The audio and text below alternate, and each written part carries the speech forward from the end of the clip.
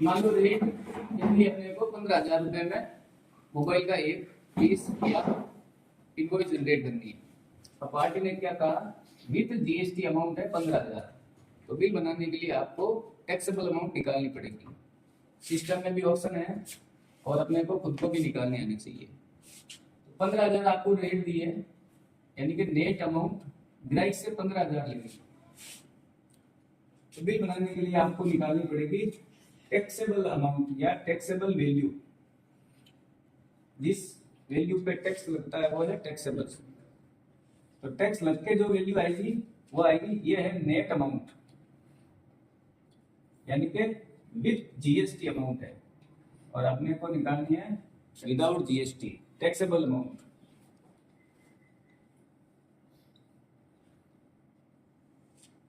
तो मोबाइल में जीएसटी देखना पड़ेगा आपको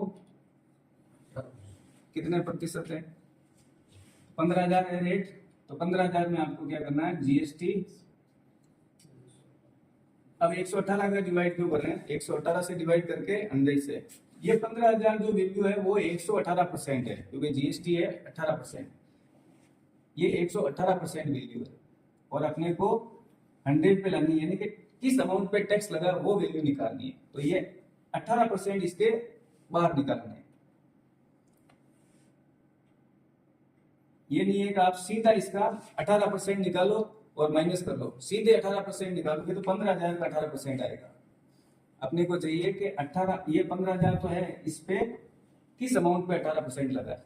तो ये है 118% वैल्यू, 100 प्लस जीएसटी 18%। ये 118% है। अपने को टैक्सेबल अमाउंट निकालनी है, यानी कि इसको जिस अमाउंट पे टैक्स लगा वो निकालनी है। तो जितना जीएसटी है 100 में प्लस करके डिवाइड करना है और 100 से मल्टीप्लाई करना है, तब आपकी टैक्सेबल वैल्यू आ जाएगी। अब सेकंड आइटम है मिल्क पेस्ट। आपको एक पीस की रेट निकालनी है। मान लो यहाँ पर 10 पीस दे दे तो उससे आपको कोई मतलब नहीं। आपको 15,000 की टैक्सेबल अमाउंट निकालनी है और बिल जो बन जाएगा वो बन जाएगा 1,50,000 का। मिल्क पेस्ट आइटम है। अब इस पे जीएसटी 5% है। 200 रुपए आपको दे दिया कि एक कस्टमर के 200 रुपए का इनवॉइस जनरेट करना है।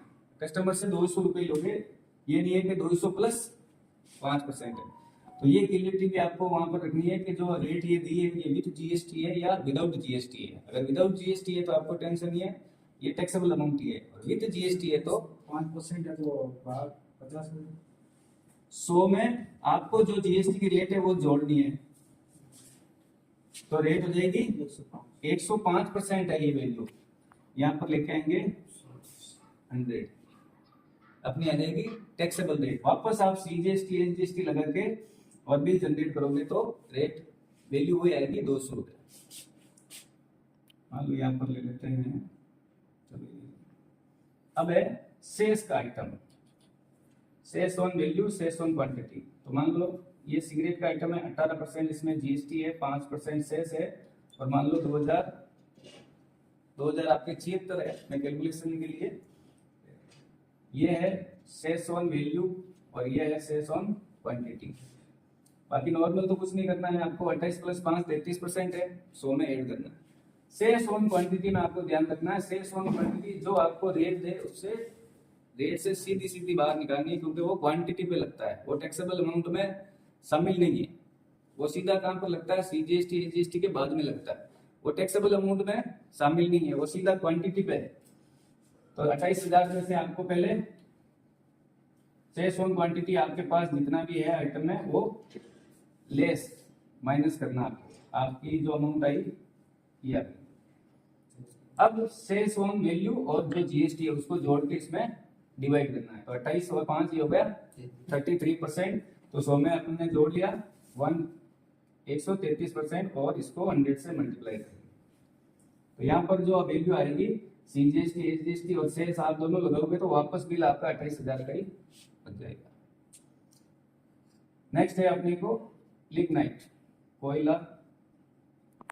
इसमें खाली सेल्स ऑन क्वांटिटी है, इस पे जीएसटी 5%, सेल्स क्वांटिटी का है खाली 400 रुपए पर एमटी मेट्रिक टन। तो क्वांटिटी का शेष आपको जो रेट दे उसमें से सीधा सीधा माइनस करना है, बाकी का वैसे डिवाइड करना है।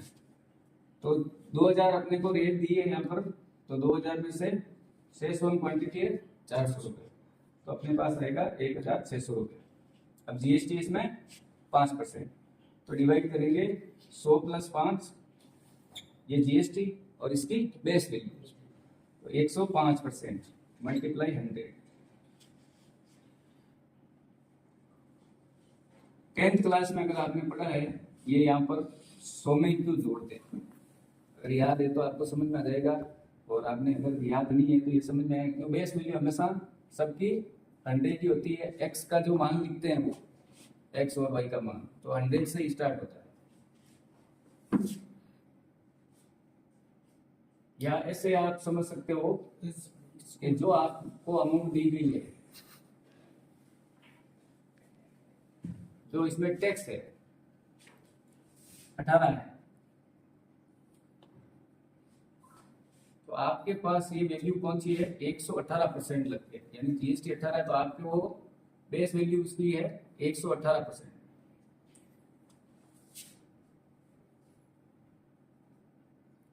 ये 100 का मतलब है इसका टैक्स, सीजीएसटी, एसजीएसटी, आईजीएसटी वो बाहर निकल रहा है, यानी बेस वैल्यू आपके पास आएगी टैक्सेबल अमाउंट जिसमें जीएसटी कैलकुलेट हुआ है।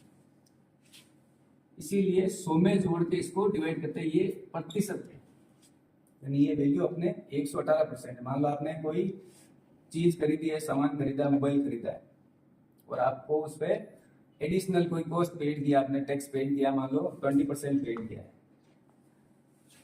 तो आपके वो वैल्यू कितनी होगी 120%। जो एडिशनल कॉस्ट लगी है, अगर उसमें जीएसटी वगैरह नहीं है तो आपके वो कॉस्ट 100% ही है, और उस पर जो टैक्स लगा है या कोई भी उसमें एडिशनल चार्ज लगे हैं तो वो आपके कॉस्टिंग में ऐड हुए, तो वो आपकी कितने प्रतिशत वैल्यू है, 120% है। तो जो जीएसटी की रेट है 100 में जोड़ के डिवाइड और वापस 100 से मल्टीप्लाई, और 100 में मल्टीप्लाई नहीं करना है तो यहाँ से इसको आपको सीधा 1.18, 1.05, 1.28, 1.33।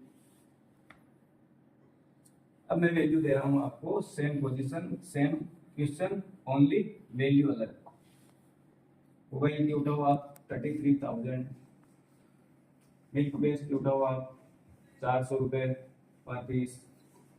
मिल्क बेस में आपको 10 पीस का इनवॉइस जनरेट करना है। अब सिगरेट में, एफएसपी में आपको जो जीएसटी आपके है उसमें शेष और जो जीएसटी वही काम में लेना है। यहाँ पर मैंने जो लिखा है वो काम में नहीं लेना।